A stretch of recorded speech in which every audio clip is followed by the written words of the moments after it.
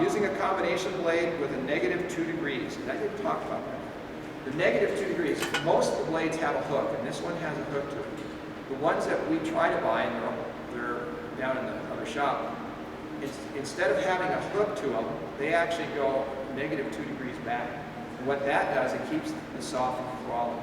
Because if it has a hook to it, it's kind of like climbing. You know, you grab onto something, you grab onto something. Well, it has a negative hook, Michael, go so it ahead. slides back.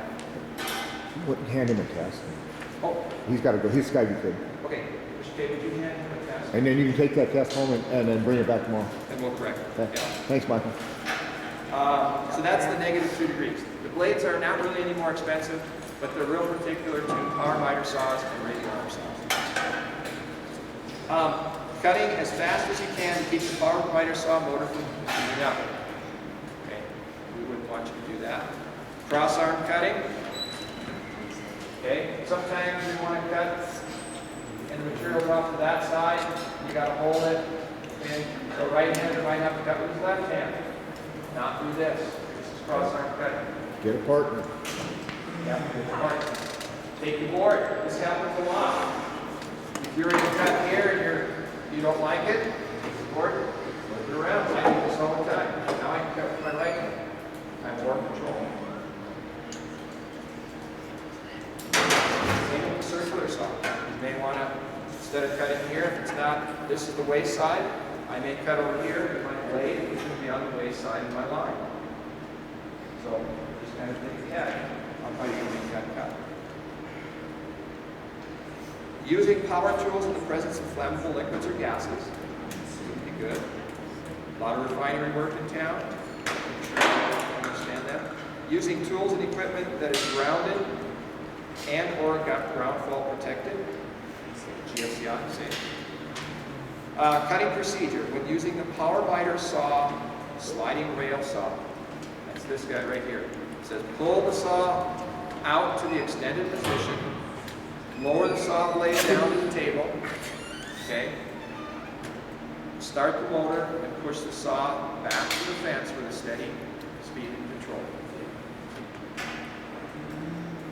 Safe run, safe. Safe. Now, if you have a board that is way out here, and the saw is still going to cut it, you're going to want to bring it down so it's not touching, then start it, bring it down in, and then go through. Because remember, every saw that we have, you want to cut into the blade. Okay, so that material is being fed into the blade as it's turning the blade, or you're actually feeding the saw into it. Okay. A job site that has scraps and cuttings and clutter covering the floors and equipment. Let me read that again. A job site that has scraps and clutter covering the floors and equipment. Unsafe. Even just the sawdust opening. You got to be careful on that. Visiting with the operator of a power tool while they are cutting. Okay. The operator of the saw is communicating with the catch person or helper. Safe. Okay.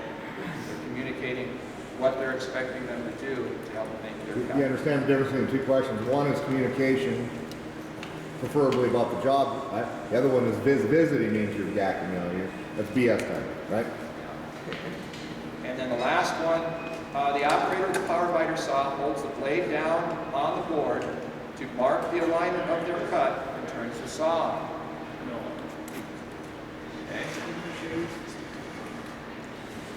So I want a really accurate cut.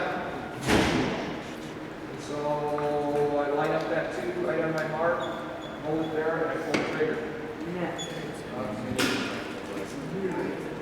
Now, one of the procedures that I do to make sure I get a really, really accurate cut, I'll try and demonstrate this without the saw, is I kind of use that saw as a router.